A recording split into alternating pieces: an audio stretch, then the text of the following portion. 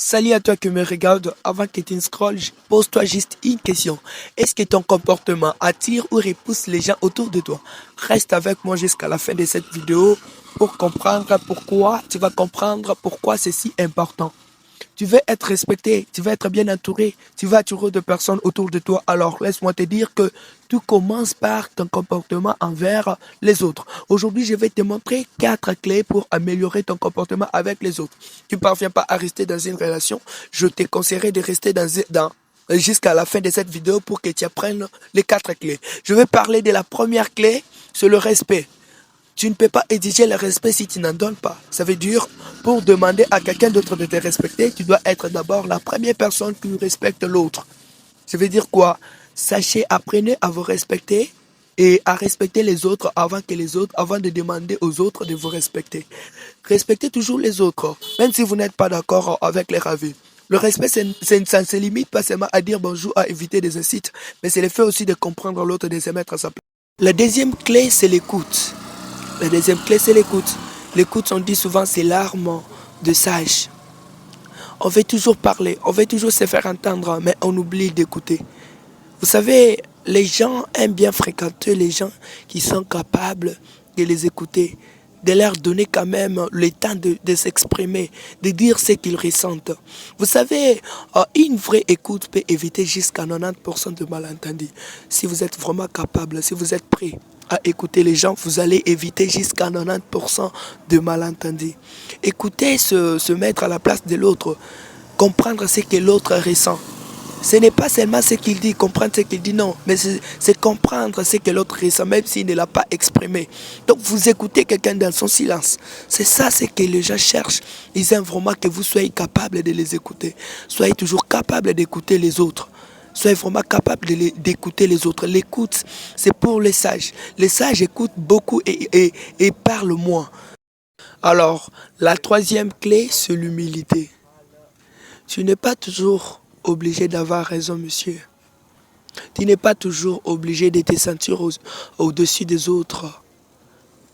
Vous savez, les gens respectent beaucoup les gens qui sont humbles. Lorsque vous êtes humble, vous gagnez le respect volontairement. Vous allez trouver beaucoup de personnes autour de vous.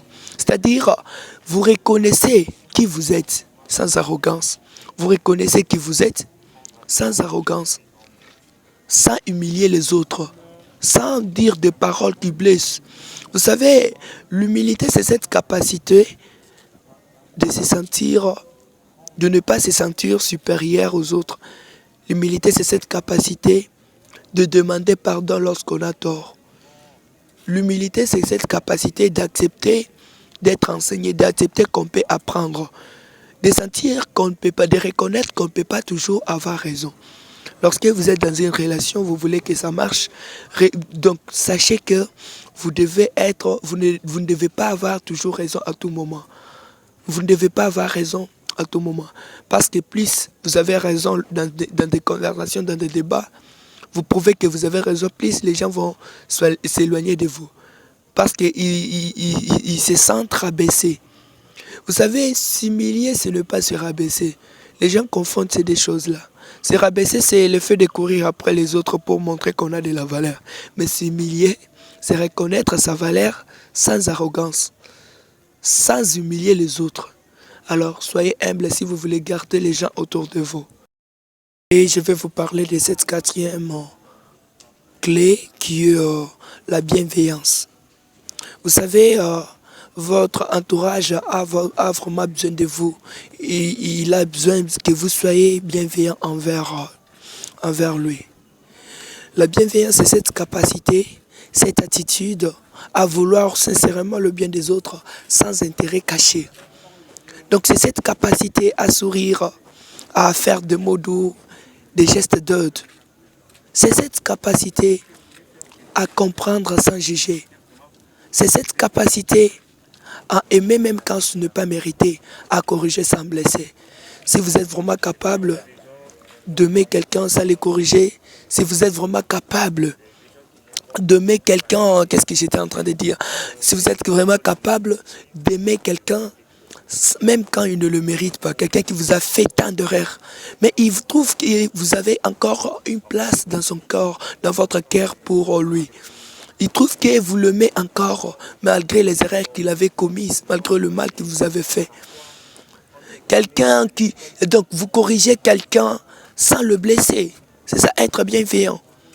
Donc, vous n'appliquez pas toujours des mots qui font mal au cœur. Vous comprenez les gens, même sans le juger. Vous comprenez ce qu'ils ressentent, vous comprenez ce qu'ils veulent vous dire. Alors, soyez bienveillants, soyez respectueux, ayez l'écoute. Soyez humble, soyez bienveillant pour pouvoir garder les gens autour de vous et attirer ce que vous voulez, attirer ce que vous voudrez qui vous entoure.